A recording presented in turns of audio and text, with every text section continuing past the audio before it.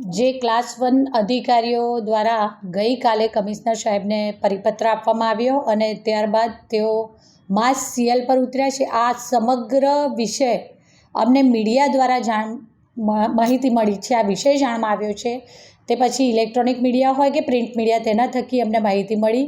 Official અમને આ બાજુ ચૂંટાયેલી પાકને કોઈ જ પ્રકારની જાણકારી આપવામાં આવેલ ન હતી.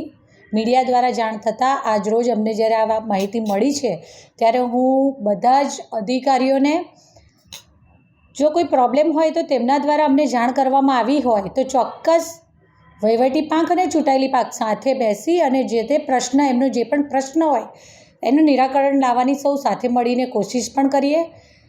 અને કોઈ ત્રાહિત વ્યક્તિ દ્વારા તેમને ત્રાહિત વ્યક્તિઓ દ્વારા કામગીરી કરવા દેવામાં આવતી નથી કે કોઈક રીતે માનસિક ત્રાસ આપી અને હેરાનગતિ કરવામાં આવે છે તો તેમના દ્વારા આ વિષય અમારી સમક્ષ રજૂ કરવામાં આવ્યો હોત તો ચોક્કસ અમે એ વિશે પણ ટેબલ ટોક કરી હોત.